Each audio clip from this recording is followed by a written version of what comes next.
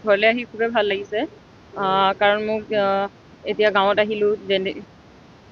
তেতিয়া যেনেকৈ মোক আদৰণি জনালে যেনেকৈ ইমান ধুনীয়াকৈ সম্বৰ্ধনা জনাইছে চ' মোক বহুত ভাল লাগিছে কাৰণ এনেকুৱা মোৰ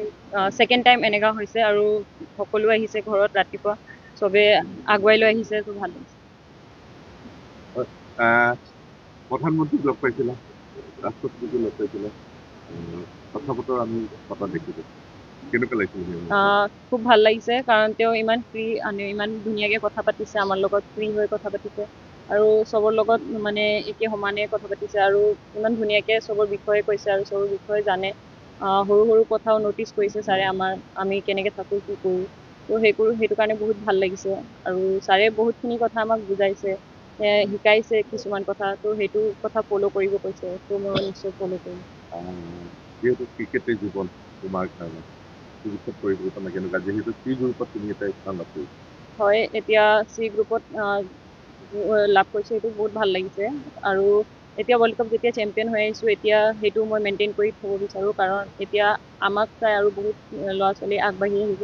ত' সেইটো কাৰণে মই আৰু আগবাঢ়ি যাব বিচাৰিম আৰু সদায় ইণ্ডিয়া টীম খেলিম কিমান দিন দোকানটো কিমান দিন আছোঁ এতিয়া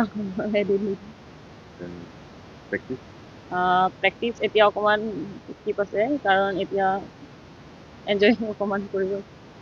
প্ৰেক্টিচ ভৱিষ্যত পৰিকল্পনা কেনেকুৱা ভাৰতীয় মহিলা ক্ৰিকেট দলৰ কেপ্টেইন হোৱাৰ নতুন অভিয়াছলি সেইটো ক্ৰিকেট খেলিলে চবৰে এটা সপোন থাকে কেপ্টেইন হৰমনপ্ৰীত কৌৰৰ লগত যিহেতু তুমি তোমাৰখিনি ক্লজ ফটো আছিলে কেনেকুৱা ধৰণে এনকাৰেজ কৰিছে তেওঁ বহুত ভাল হয় as a captain as a human being তেওঁ বহুত ফ্ৰী হয় তেওঁ বহুত ধুনীয়াকৈ কথাবোৰ পাতে আৰু মানে নিজৰ কথাটো বহুত ধুনীয়াকৈ কয় আৰু মই যদি কিবাও সুধিব বিচাৰোঁ কিবা জানিব বিচাৰোঁ ত' তেওঁ বহুত ধুনীয়াকৈ কয় বহুত ধুনীয়াকৈ বুজায় বহুত ভাল লাগে